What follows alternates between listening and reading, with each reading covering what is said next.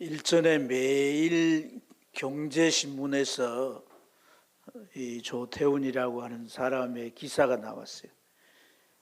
그 내용은 이분이 고려대학교 앞에서 짜장면집을 했는데, 짜장면은 뭐 식당 안에 먹는 것보다 주로 배달이지 않습니까? 점심시간 때 많은 배달을 하는데, 그런 자기 이 일이 사람들에게 알려지고 좋은 소문이 나서 신문에 올려졌던 거죠. 그런 고등학교를 중퇴하고 이 짜장면 집에 들어가서 배달 일을 했는데, 그런 생각을 했대요. 이 배달해 주는 일이 서비스니까 이걸 내가 좀 잘해봐야 되겠다. 세계에서 사람 이 배달하는 짜장면 배달원 중에 내가 최고가 한번 돼봐야 되겠다. 그런 생각을 하고 짜장면 집에서 일을 했는데, 제가 어떻게 그러면 서비스를 잘 하려고 했는고 하니까, 짜장면을 북에서 이렇게 만들면 10분이 소요된대요. 그리고 짜장면 항상 따라오는 게 뭐예요? 탕수육이잖아요. 탕수육. 짜장면 탕수육 그렇게 같이 먹자. 탕수육은 한 30분이 소요된대요. 그런데 짜장면 해놓고 탕수육을 하면 짜장면이 식고 굳어지는 거예요. 때때로는 배달 음식 와서 짜장면 보면 어떻게 돼 있어요? 불고 굳어져 있지 않습니까? 그게 이제 음식을 만드는 시간차 때문에 그렇다는 거예요. 근데 짜장면 풀어 먹으려면 떡이 쪄가지고 풀기가 힘들잖아요. 이게 짜장면은 맨발 맛이잖아요. 맨발. 젓가락을 집어서 들어 올려서 이렇게 먹는 건데, 굳어져서 떡이 돼가지고 힘든단 말이죠. 그래서 이 사람은 어떻게 배달을 했냐니까, 짜장면을 먼저 배달하고 그 다음에 이어서 탕수육을 배달하고. 이 일이 참 많잖아요. 그래서 힘든 일이지만은 서비스를 어떻게 배달하는 가운데 최고로 잘해봐야 되겠다. 그리고 이제 짜장면만 시키면 짜장면을 먹지만은 이제 이게 좀 짜장면 먹기만 그러니까 짬뽕 국물까지도 이렇게 한 그릇 담아서 주고, 그러니까 좋은 소문이 많이 나게 되고 그 짜장면 집이 막 메어터지는 거죠. 이제 그런 서비스 정신이 참 특별하다 해가지고 고려대학교에서 초청을 해가지고 강의도 한번 하게 했어요. 근데 이제 소문이 나가지고 대기업 이런데 영업사원들 이런 사람들을 훈련한 데 가가지고 서비스 정신 이런 것들을 자기의 경험을 근거로 해서 말하고 TV까지 나온 그런 사례가 있습니다. 이런 이 조태훈이라고 하는 사람의 얘기가 사실 이 업종 자체가 힘든 일이니까 또 아주 자랑할 직업이 아니라는 거죠. 그러니까 사람들이 좀 들어 힘들면 관둔다는 거죠. 그러나 자기는 내가 이 일을 어차피 시작했으니까 이 일을 한번 잘 해보겠다는 생각을 가지고 서비스를 자꾸 개선하고 발전해서 오히려 그런 짜장면 집주인이기보다는 유명 강연자로 소문이 난 그런 일화입니다. 자, 오늘 우리가 이 말씀을 들었는데 이 말씀 속에는 에훗이라고 하는 인물이 나오죠. 에훗. 이 에훗이라고 하는 사람은 이스라엘 12지파 가운데 가장 작은 지파인 베냐민 지파의 사람. 그리고 이 사람은 특별히 내세울 것이 없을 뿐 아니라 왼손잡이라고 하는 그런 결함을 가지고 있는 사람이에요. 약점이죠. 근데 하나님께서 그를 사용하셔서 이스라엘을 모압의 압제에서 해방시켜 구원해내는 그러한 구원자로 쓰시고 사사로 쓰셨어요. 오늘 우리는 그 얘기를 함께 나누면서 또 하나님의 그 섭리와 약점에도 불구하고 쓰임받는 그런 그 신비한 은혜의 세계에 대하여 교훈을 얻기를 소원합니다. 이스라엘의 이 사사시대는 참 그 악순환의 반복이 있었어요. 그게 뭐냐면 이스라엘 백성들이 하나님 앞에 범죄를 합니다.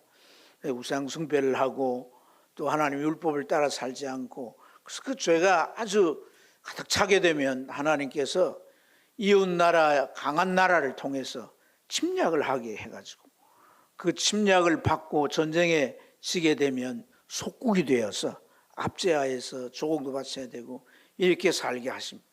그런 삶이 고난이죠. 고난, 고통이죠. 죄에 대한 고통을 하나님께서 경험하게 하시는데 이런 일들이 반복이 됩니다. 속국이 되면 지배국에다가 세를 내야 되고 갖가지의 이제 곡물이나 다양한 이제 그 조공을 바쳐야 되는데, 오늘 여기 말씀에 보면 모압이라고 하는 족속들이 모여 사는 나라가 이스라엘을 공격해 왔어요. 근데 자기 한 나라만 아니고 암몬이라고 하는 나라와 또 우리가 많이들 잘 아는 이 아멜렉, 이들을 연합군을 만들어 가지고 이스라엘을 친 거예요. 한 나라만 싸워도 이기냐 지느냐 하는 그런 우리가 결과를 잘 알 수가 없는데 3개 나라가 연합을 했으니까 반드시 지게 되는 거죠. 그래서 13절 말씀에 보면 이스라엘을 이 연합군이 쳐서 종려나무 성읍을 점령하였더라 이랬어요. 이 종려나무 성읍이라고 이렇게 되어 있는데 고대 여리고입니다. 여리고는 땅이 낮은 지역이에요. 그 요단강이 있고, 그러니까 물이 있고 땅이 낮으니까 공기가 많이 있는 곳이에요. 그래서 농작물이 잘 되는 곳이죠.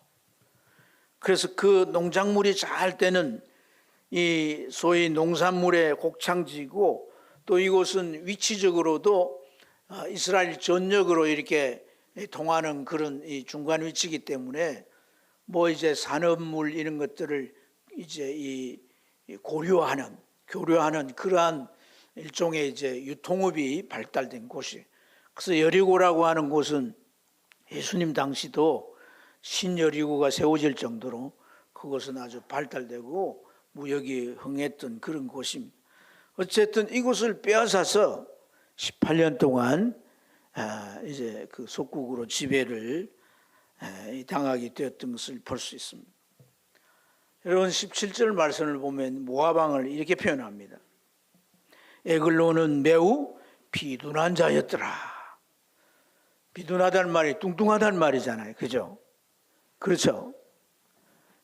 뚱뚱하다는 말인데 우회적인 표현이 비둔하기도 하겠지만은 이스라엘을 지배하면서 온갖 것을 빼앗아가고 착취해서 배를 불리고 살이 쪄서 뚱뚱해졌다는 이런 표현이기도 합니다. 그러나 반면에 이런 압제 속에서 지배를 받고 모든 걸 빼앗기며 살아가는 이스라엘 백성들에 대해서 15절에 어떻게 표현하냐면 그들이 하나님 앞에 나와서 부르짖었다 이렇게 말씀해요.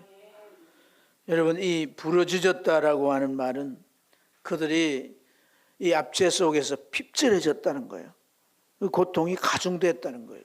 그래서 너무너무 이제 견딜 수가 없는 지경이 되자 이들은 하나님 앞에 나와서 이렇게 소리쳐 기도했던 거죠. 하나님 도와주세요. 이 압제에서 벗어나게 해주세요. 우리를 구원해 주세요. 이렇게 하나님 앞에 기도했던 거예요. 모압만 속국을 삼아서 이스라엘 지배한 것뿐 아니라 연합군으로 암몬과 또 아멜렉까지 같이 연합해서 침략했다고 그러지 않습니까? 그들이 또 뭔가를 요구하면 그들에게도 그 요구를 들어주지 아니할 수가 없는 거죠. 이러한 이 압제를 20년 동안 지내면서 이들은 더 이상 견딜 수 없는 그런 상태가 되었다는 것을 알 수가 있습니다. 이 부르짖는다. 그냥 소리를 내 지르는 것만이 아니죠. 하나님 앞에 그 삶이 너무 고통스럽고 도심이 너무 절실해서 애절하게 울부짖으며 기도한 것인 줄로 믿습니다. 우리를 이제 도울 자가 오직 하나님밖에 없다는 거죠. 그래서 그들은 하나님이 도와주지 않으면 우리 이대로 끝난다, 망한다는 거죠. 그런 심정으로 하나님 앞에 나와서 부러지게 된 줄로 믿습니다. 이스라엘은 하나님의 백성이잖아요. 마치 부모와 자녀의 관계처럼. 여러분, 자녀를 우리가 키워보면서 하나님의 마음을 때로는 헤아릴 때가 있습니다. 자녀들이 그러잖아요. 올곧게 잘 자라주면 좋은데 사춘기가 오고 또 이 아이들이 좀 어느 정도 성장하면 어떻습니까? 말썽을 피우고 문제를 일으키잖아요. 그렇죠? 그리고는 해서는 안 될 짓을 합니다. 그런 모습을 겪는 부모의 심정은 어때요? 속이 어때요? 부글부글 끓는다고 그러잖아요. 부글부글. 속이 부글부글 끓죠. 그러면서 엄마는 어떤 생각을 가져요? 또 저런 게 내 속에서 나왔을까? 에? 어떻게 저런 게 나왔을까 하면서 옆을 쳐다보는 거예요. 남편의 리저 시절을 의심하면서 저 인간이 혹시 저렇게 살아서 이게 유전된 거 아닌가 그런 생각을 하게 되죠. 그런데다가 우리 아들 문제가 터집니다. 곤란한 지경에 이르게 되는 거예요. 경찰서에서 전화가 온다든지 아주 비상 전화가 와서 들어보니까 뭐 지금 큰 문제에 봉착해 있어. 그리고 자녀의 목소리 들리죠. 애걸복걸하면서 이렇게 됐으니 도와주세요, 살려주세요. 막 애걸복걸하는. 그래서 찾아가 보니까 뭐 엄청난 문제가 저질러져 있습니다. 그래서 이제 부모를 보면 아이들이 어떻게 해요? 다시는 내가 이런 짓 안 할 테니까 한 번만 용서해 주시고 도와달라고 그러죠. 눈물을 흘리면서 그렇게 도와달라고 하면 참 자식을 이기는 부모가 없다고 또 어떻게 합니까? 있는 거 없는 거 탈탈 털어가지고 문제를 해결해 줍니다. 우리 하나님이 참 이 이스라엘 백성들이 그러신 것 같아요. 12절 말씀에 보면 이스라엘 자손이 또 여호와의 목전에 뭘 행하니라? 무슨 악을 행했는지라고 하는 것을 우리가 7절에서 확인할 수 있어요. 7절에 보면 자기 하나님을 잊어버리고 그들은 뭘 섬깁니까? 바알과 아사레라고 하는 우상을 섬기는 거죠. 이것은 하나님을 저버리고 또한 배신하는 행위지 않습니까? 그죠? 이런 악을 저질러도 진심으로 하나님을 바라고 회개하면서 도와달라고 하면 하나님은 그 악을 저지를 때 미운 마음이 온데간데 없어지는 거예요. 자녀들이 울고 막 그러면 그 자녀들이 애미기고 문제 일으킬 때 그 미운 마음이 온데간데 없어지잖아요. 그래서 도와주게 되는 것처럼 하나님은 그들을 이제 돕기로 결정하시고 한 구원자를 약속하시죠. 15절 말씀에 보면 여호와께서 그들을 위하여 한 구원자를 세우사 그는 곧 베냐민 사람 게라의 아들 왼손잡이 에훗이라 이렇게 말씀하고 있습니다. 한 구원자를 이스라엘 모압의 압제에서 벗어날 수 있도록 해방되도록 그렇게 하나님의 구원자를 세웠는데 그가 누구라고요? 에훗이라. 이 에훗이라는 사람의 공적인 직책은 조공을 바치는 모압에다 조공을 갖다 바치는 그 일의 책임자였습니다. 나라 간에 이제 뭐 속국이 되어서 조공을 바치는 이러한 일들은 어찌 보면 이 공문이죠. 특수한 지라고 할 수가 있습니다. 그래서 그런 어떤 그 공무원으로서의 나라를 대표해서 그 일을 집행한다고 하면 높은 지위라고도 생각할 수도 있는데 사실 말씀을 깊이 살펴보고 좌우 전후를 이렇게 살펴보면 그런 직책 또한 그가 막 특별하고 유능해서보다는 그 신체적으로 그에게 장애가 있는 이것 때문이라고 하는 것을 우리가 생각해 볼 수가 있습니다. 여러분 예후는 어떤 사람이라고요? 이 왼손잡이라 그랬어요. 왼손잡이. 이 왼손잡이라는 말의 히브리어가 이시 이텔 아드 에미노란 말이에요. 이시 아테르 아드 에미노. 이 이시 아테르 아드 에미노란 말의 뜻이 뭐냐면 오른손이 묶인 사람 이런 말이에요. 그러니까 이 사람 왼손잡이라고 하는데 이 사람의 오른손이 어떻게 됐다고?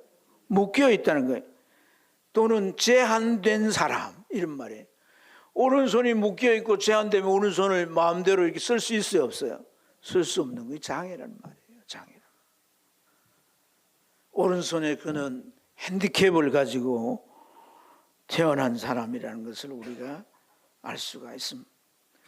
그러니까 그가 어떻게든 또 이제 나라 일을 보는 지도자 중에 하나가 됐는데 조공을 바치는 일이 명예로운 일이에요. 안 그러면은 수치스러운 일이에요. 수치스러운 일이란 말이에요. 그러니까 지도자 중에 아무나 안 가는 거죠. 그래서 장애를 가진 그 사람이 가면 자존심이 덜 상한다는 거예요.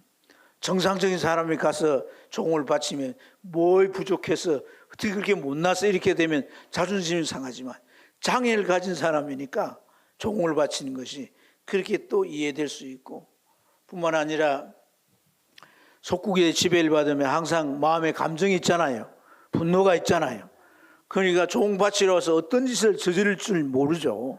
근데 이 사람 장애가 있으면 그런 무력적인 저항이나 또 테러를 일으킬 그런 우려가 좀 없어지는 거죠.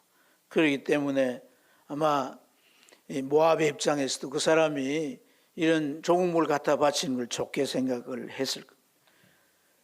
어쨌든 그는 18년간이나 이 조공 바치는 일을 계속 해왔습니다.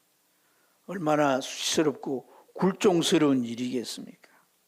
그 일들을 이제 그가 나라를 대표해서 계속 해왔던 거죠. 근데 오늘 말씀해 보니까 그가 어떤 일을 일으킵니까? 모압 왕 에글론을 죽이고, 할렐루야. 그리고 모압의 군대 1만 명을 이들은 다 용사고 장수다 그래서 이들을 죽였다는 거예요. 근데 이들을 죽인 장소가 요단강, 이 요단강 나루트 이제 지점에서 그렇게 했다는 거예요. 그럼 요단강 가까이에 아까 어떤 성읍이 있다고 그랬어요? 종려나무 성읍이 있다고 그랬잖아요. 여리고 성읍. 그걸 빼앗았다고 그랬잖아요. 빼앗았다. 그 주둔해서 그게 나오는 모든 농산물들 또 위에나 아래에서 그 여러 가지 산물들이 이제 오면 그것도 다 갈취하고 가는 거란 말이에요. 그래서 힘이 세고 장수고 이제 전쟁이라면 전쟁을 잘 수행할 이런 사람들이 딱 그게 주둔해가지고 있는 거란 말이에요. 그런데 그가 모압 에글론을 죽이고 에브라임 산지에 가서 나팔을 불고 하나님께서 모압을 우리 손에 붙였다. 이 원수들을 다 몰아낼 때다. 나를 따르라 하고 이제 이들을 데리고 와서 이 주둔해 있는 1만 명을 다 쳐 죽인 거란 말이에요. 비로소 모압의 압제에서 벗어날 수 있게 된 줄로 믿습니다. 그가 얼마나 지혜롭고 전략적인지 몰라요. 자, 여기 보면 공물을 이제 조공을 바치는 수행원들 조공을 다 바치고 이제 이들과 같이 돌아갔지만은 나중에 그가 다시 모압 왕 에글론의 궁으로 혼자 돌아와요. 그래서 혼자 돌아와서 왜 돌아오는가 이렇게 물을 때 뭐라고 해요? 왕에게 내가 은밀한 말을 전하게 했다는 거예요. 비밀을 전하게 했다는 거죠. 누군가가 내게 비밀이 있다면 궁금해요, 안 궁금해요? 엄청 궁금한 거예요. 듣고 싶잖아요. 근데 이게 아무나 들어서는 안 되는 거라고 그러니까 왕이 너무 궁금해가지고 또 18년 동안 조공 바쳤던 사람에다가 장애자니까 뭐 이 사람이 나에게 무슨 해를 끼치겠는가 안심을 놓고 자기를 지키는 군사들 다 물렸어요. 그 1대1 독대를 한 거죠. 그럼 무슨 일로? 그 엄밀한 일이 뭔데? 궁금해 귀를 기울이는데 그럼 왼손에 오른발에 그가 차고 있던 이 45cm 양날 당금을 빼가지고 바로 그냥 왕 배를 찌른 거죠. 사람이 말이죠. 이 칼을 배에 맞으면은 어떨까요? 아파요. 맞는 말이에요. 배를 찌르면요 소리를 지를 수가 없어요. 소리를 이렇게 하고 죽는 거예요. 다른 데를 찌르면 아 소리를 내는데 배를 딱 찌르면 목사님 배 맞아 봤어요? 뭐 그러면 할 말이 없습니다만은 그렇대요. 그래서 깡패들이 칼을 가지고 칠 때 이 배를 찌르는 거예요. 죽이려고 하면 소리를 못 내는 거예요. 소리를 이렇게 하면서 그냥 더 이상 소리를 낼 수가 없는 거예요. 이렇게 이제 이 왕을 죽이고 이제 돌아가서 뒷문으로 돌아가서 백성들을 소집해서 이 모압의 모든 이 적들을 다 쳐 죽이고 몰아내고 해방을 하게 되었다 하는 것을 우리가 볼 수가 있습니다. 사랑하는 여러분, 오늘 이 장애자에게 이 일은 절대로 상상할 수 없는 일입니다. 장애자가 이 일을 할 수 있을 건가 하는 것은 기대할 수가 없는 일이에요. 그러나 오늘 우리가 읽었던 15절 한 번 더 같이 읽겠습니다. 읽겠습니다.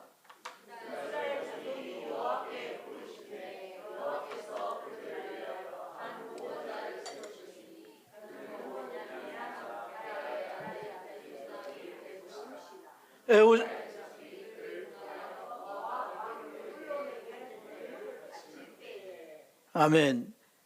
이 에후를 누가 세웠다고요? 하나님께서.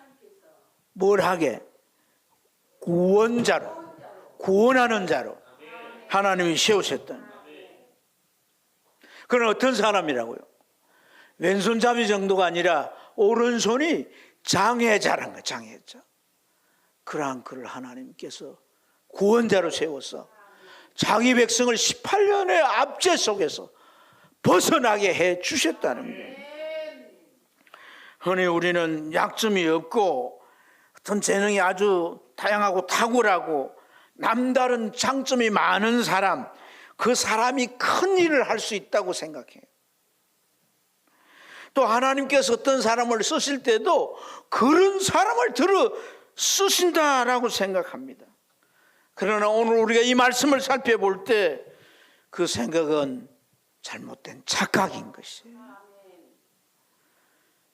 하나님께서 특별한 재능과 큰 재력과 대단한 영향력을 가진 사람 쓸 수도 있습니다. 그런데 그런 사람들은 대부분 살펴보면 자신을 너무 신뢰한 나머지 교만하게 됩니다. 엉뚱한 일에 집착해서 자신을 망가뜨리는 경우가 참 많습니다.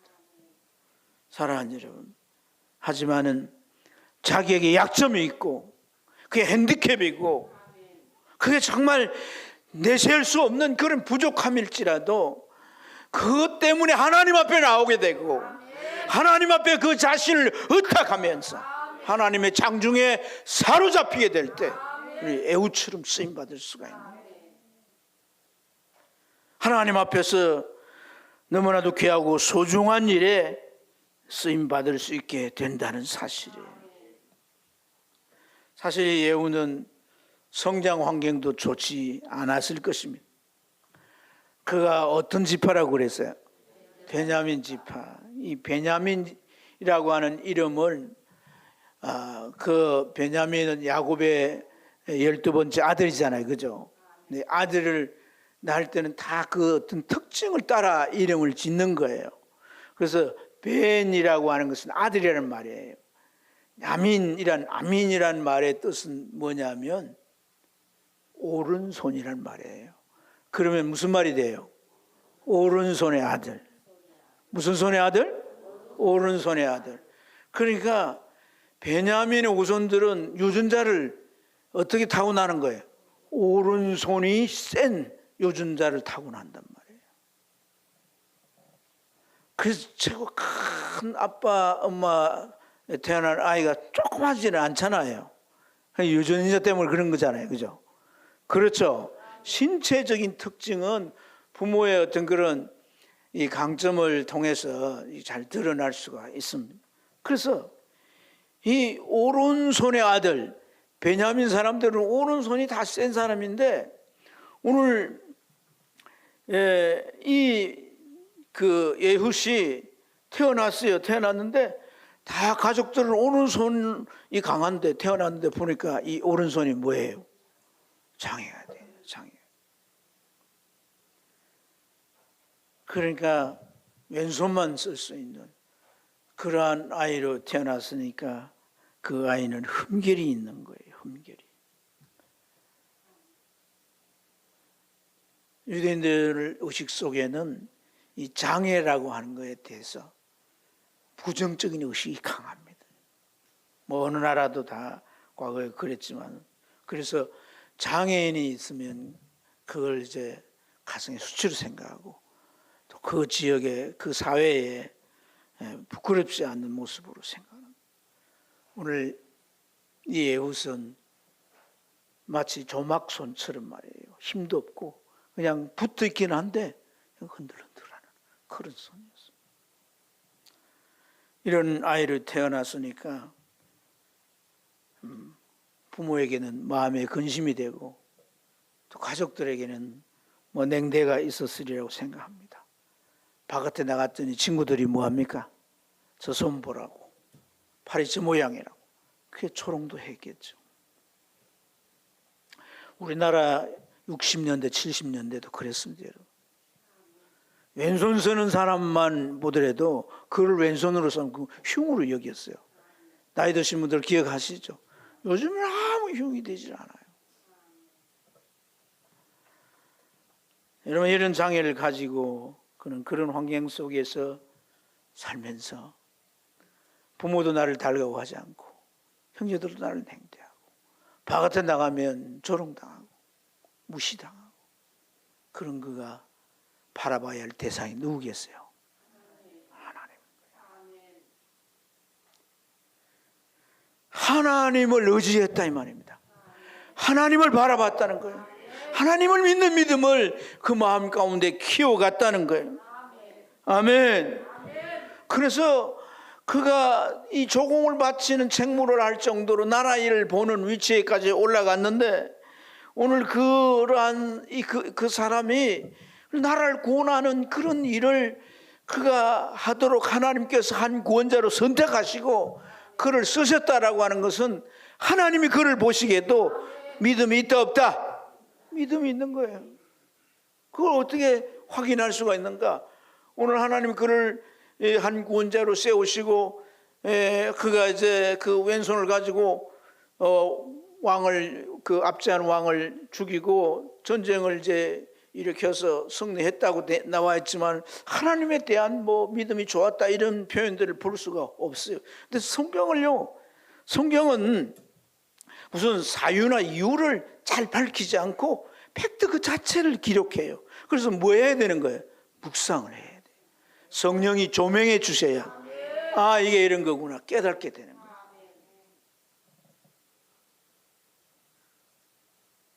그래서 성령이 조명해 주실 때 이게 깨달아지는데 오늘 이 말씀을 자세히 보면요 돌 뜨는 곳이라는 말이 나와요. 뭘 뜨는 곳? 돌 뜨는 곳이라는 말인데 이 돌 뜨는 곳은 되게 채석장을 돌 뜨는 곳이라 그러잖아요. 그런데 여러분 이 채석장만 돌 뜨는 곳이 아니라 이 돌 뜨는 곳은요 우상의 형상을 만드는 곳이에요. 특히 바알은 사람 모양으로 만들어요. 아세라도 사람 모양으로 만들어요. 그래가지고 거기다가 이제 우상 상을 놓을 수 있는 자리를 만들고 그곳이 이스라엘 전역에 곳곳이 세워져 있는 유적물을 볼 수 있는데 뭘로 만들어서 재료가? 돌로. 아세라는 나무로. 그러니까 돌을 떠가지고 우상을 만드는 곳이었다는 거예요.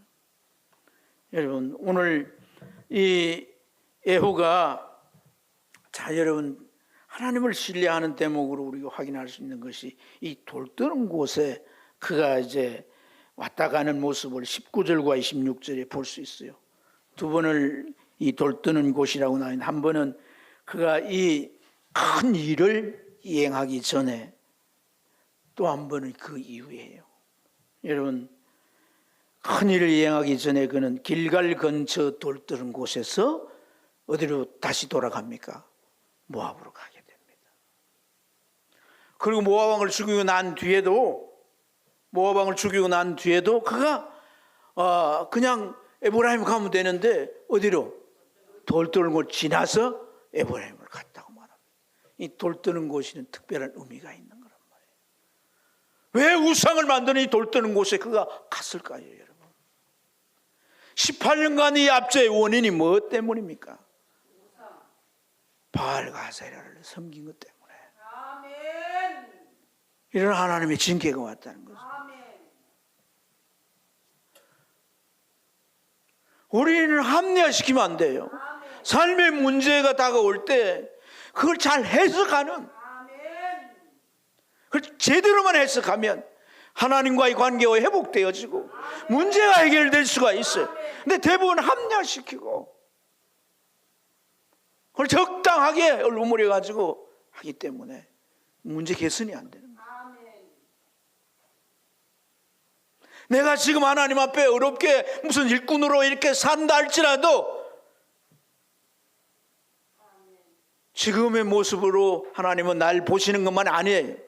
어제의 모습도 함께 보시는 것이다. 나의 전체를 보시는 거예요. 그래서 어제 내 실패가 오늘 내게 다가오는 문제일 수 있지만 그걸 잘 해석하면 하나님 그걸 고치시고 더 나은 내일을 주시는 것이단 말이에요.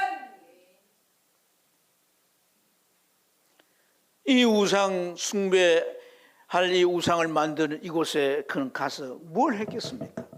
하나님 앞에서 그 마음을 계리하게 된 줄로 믿습니다. 하나님, 이때입니다. 저 원수를 멸할 수 있도록 날 사용해 주옵소서. 내가 장애자입니다. 그러나 하나님께서 내가 이 장애 때문에 하나님 앞에 나아갔을 때 날 받아주시고 내가 온전히 하나님을 의지할 수 있도록 믿음을 주시고 그리고 날 여기까지 올려놓으셨습니다. 비로소 하나님이 나를 쓰실 때가 되었습니다. 내 일생 하나님만 의지하고 살았으니 이제 내가 이 일로 인하여 내가 죽으면 죽겠습니다. 그래서 내가 이 나라를 구원할 수 있다면 이 한 목숨 바치겠습니다.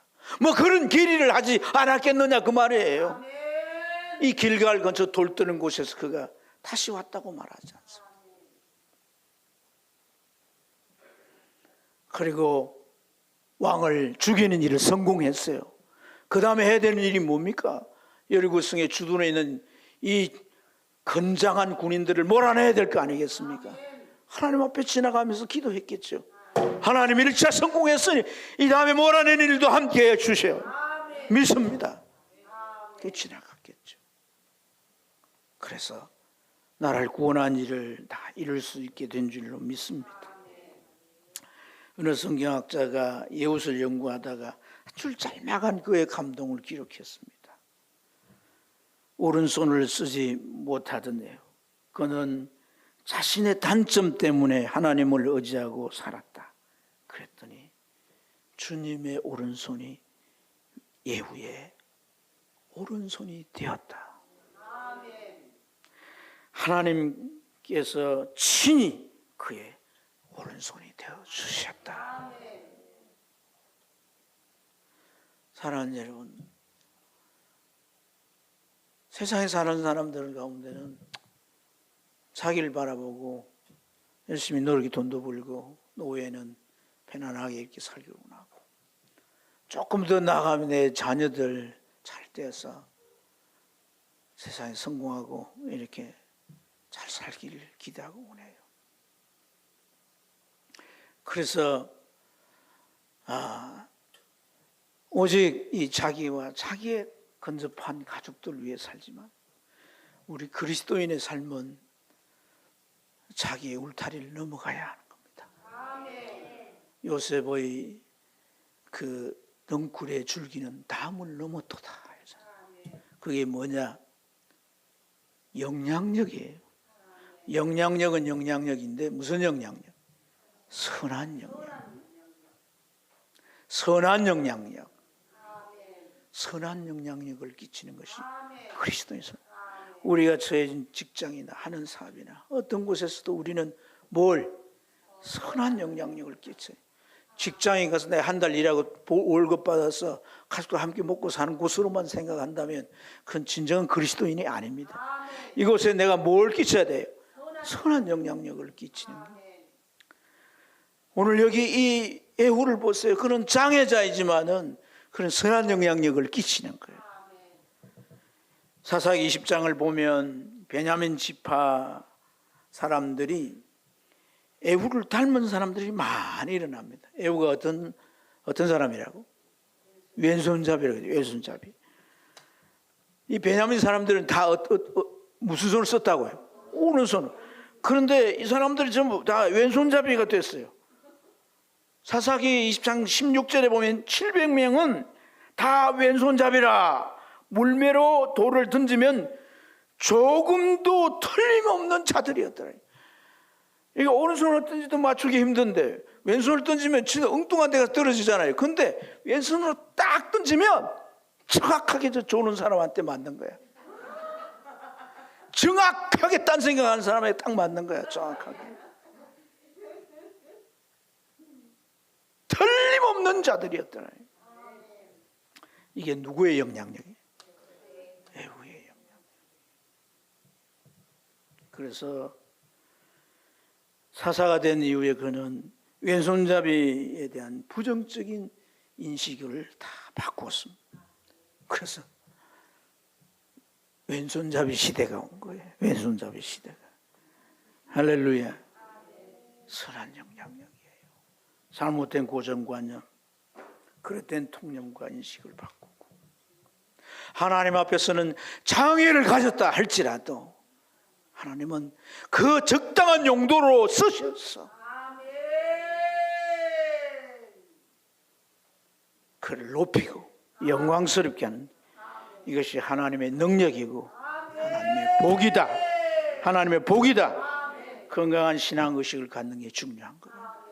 육체적인 장애보다도 마음의 장애가 있어서 사지 멀쩡하고 모든 걸 다 갖추어도 장애처럼 사는 사람이 많은 거예요. 예수 믿는 것은 이 정신 상태를 바꾸는 거예요. 의식을 바꾸는 거예요. 나만이 아니라 내가 정말 선한 영향력을 끼치며 사는 사람으로 세워지기를 바라며 주님 앞에 살아가는 자들인 줄로 믿습니다. 어린 시절의 컴플렉스를 할 수 있다는 자식으로 바꾸어진 것이 그 하나님을 찾고 의지한 까닭인 줄로 믿습니다. 그래서 나라까지 도탄해서 구원한 위대한 지도자로 쓰셨습니다. 바울 사도는 이렇게 고백합니다. 내 능력이 약한 데서 도리어 강함이라. 그래서 내가 약한 걸 자랑한다는 거예요. 약한 걸 드러낸다는 거예요.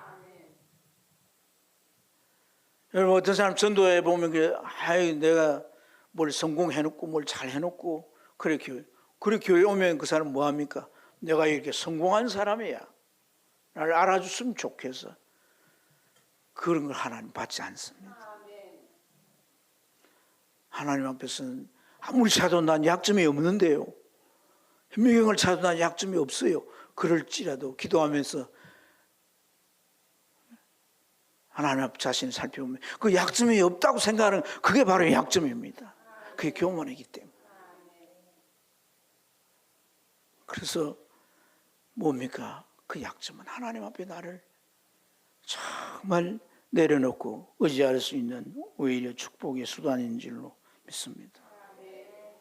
예, 하나님의 오른손이 그의 오른손이 되었더라.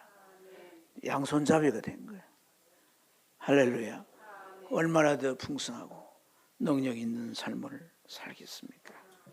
사랑하는 여러분, 오늘 이 말씀을 들으면서 우리 마음에 결단하기를 소원합니다.